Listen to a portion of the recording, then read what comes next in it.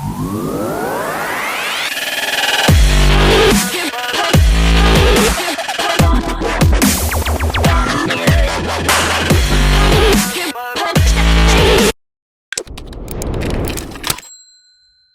guys, Rich here. It's not Time Out Tuesday, but it is Tool Time Tuesday. Lots going on this week, quite a few mods and upgrades to do on my car, so I'm going to take the camera down, show you around exactly what we're going to be looking at in this video. Well, firstly I'm going to give you an update on my WL Toys A949 brushless conversion, which is very nearly ready and will feature in a future giveaway. Then I'm going to be talking about my Armour Typhon 8S speedrun car and a mod I've got to help keep that front end on the floor. And then it's time to say goodbye to a couple of old friends like this one and this one. I'm going to talk you through where I'm at with the Losi DB-XLE power upgrade. I'm going to talk you through the next steps that I've got planned for my Traxxas Vortec 2.0 VXL speedrun stroke drag car, and saving the best to last, the absolutely monstrous upgrade I've got planned for the Armour Granite 4x4 3S BLX. 3S, not for long. Now first of all, to WL Toys A949. What I would say guys, in this video I'm going to be showing the before and after of these cars, so all being well, in just a couple of minutes time you're going to see this running in this video for the first time in anger. So how's it coming on? Well, Richie has been a busy little boy tidying everything up on here. I've got the ESC mounted at the front there. This has got the 6-channel Dumbo RC receiver and set up in there, which has got now means this car has got a gyro, guys, and ABS brakes. Which, judging by the test run to this thing, it may well need it. I'm going to make up a little bracket in just a minute to fix that steering servo down, and that is the last job I've got to do for this car. So let me get straight to that and let's have a quick test drive. And as I say guys, this will be the subject of a future giveaway, but the one thing I won't be doing guys is giving it away to somebody saying please give it to me, please give it to me, please give it to me in the comments guys. That will simply result in your comment being deleted. So I'm very quickly going to make a bracket up out of this metal to go over the top of the servo. Okay guys, fabricated a little bracket up there. Going to put a dab of hot glue to hold the servo in place so it's not moving around. Put the bracket over the top, use the Dremel to put a couple of holes in, and we're sorted. Okay, my bracket's all on, battery's charged up, so let's take it for a quick spin outside and see what somebody's going to win. Okay guys, well as mentioned with the Dumbo transmitter receiver on there, it's got a steering gyro on it. Anyway, time to test it outside. Now this surface, even though it looks smoothish, may still be a little bit too rough for it, but we shall see. Turn that gyro effect down a bit. A little bit of work to do on handling it guys. When it gets the bite on here, it is just brutally quick. Okay guys, well next up we've got the Armour Typhon speedrun car, and we're going to be fitting this wing to the front of the car on there. I've got a T-bone racing bumper which I've used heat, which Marvin's recommended, to flatten out the T-bone racing bumper in order that we can mount it under there and then screw this wing to the front of it. So I'm going to do that right now and show you what it looks like. Okay guys, so what are we thinking of that?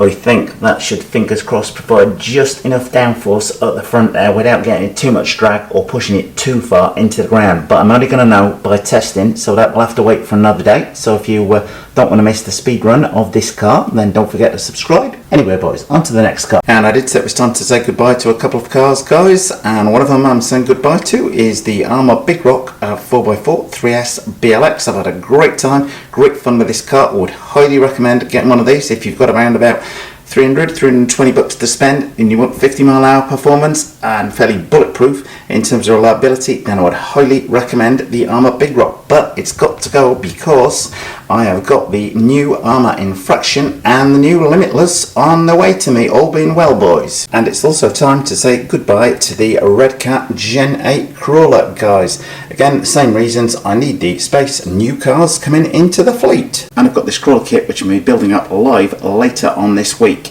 and I don't do enough crawling to justify 3 crawlers guys. Well, straight on to the slightly troublesome Losi Desert Buggy XLE. Got my new ESC sat in here. Tonight I've got to swap the motor leads over there because it's giving the 100% power in reverse and the 50% power in the forwards mode on there.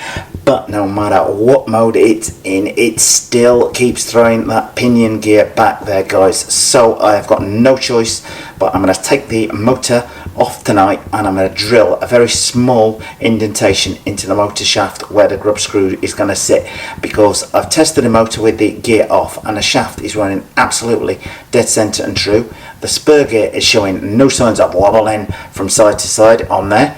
so everything looks to be true and in place. But that spur, every time it's been running for 30 seconds, does that pinion kick back off there. And please guys, don't anybody say to me to use red Loctite. It's not the Loctite that's the problem on there, guys. You could tighten the thing up as much as you want at the minute and it still kicks back. It's been driving me absolutely crazy. So tonight, the motor's coming off and I'm going to drill that screw, and hopefully then this thing runs in anger on its full new 400 amp ESC. And moving on swiftly to my Traxxas Fortec 2.0 VXL speedrun car. I have to say I highly rate this body, guys. This is made out of like 2mm Lex, and you see from the front there, took a fairly hard hit at the drag racing the other night. Now I call this my speedrun stroke drag racing car.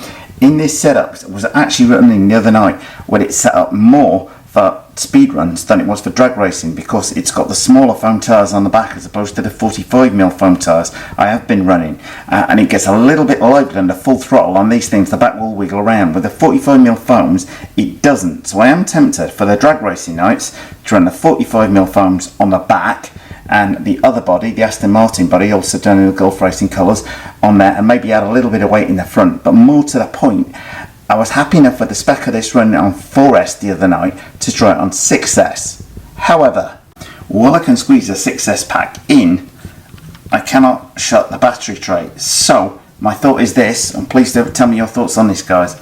Remove this for the minute, try running it on 6S but with ziplock ties over the top of the battery in a couple of places to hold it down, and then it tumbles over, the battery doesn't fire loose and fire out of the car. I'm thinking with the weight of that 6S battery in there, it's far less likely to blow over under full power acceleration runs, even with the Aston Martin body on.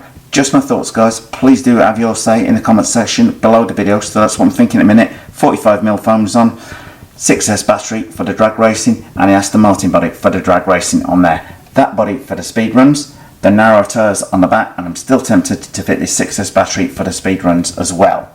And as for the motor and the gearing, I'm running a 43 tooth pinion on there in a minute, guys, which is about as big as you can go with the hot racing setup on there.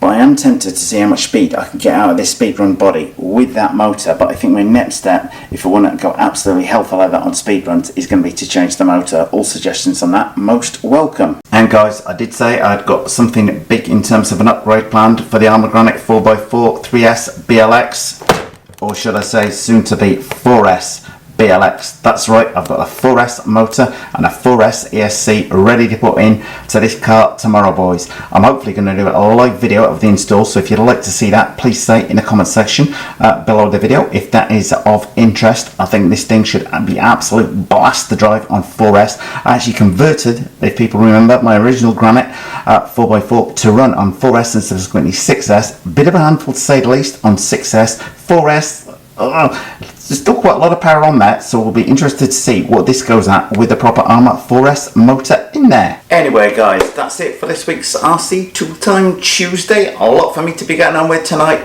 but I'm going to be doing a lot of that work in the morning as it's just too darn hot tonight here in California, guys. I think it's coming up on 6 o'clock and it's still above 90 where I live, so I'm going to call it a day. But if you don't want to miss any of these cars running in future, then don't forget to subscribe, and all comments and suggestions most welcome, guys. Well, thumbs up if you like this video, guys. Post any comments you might have in the comment section below the video, and hit the circle below to subscribe. And if you do hit the circle, don't forget to hit the bell.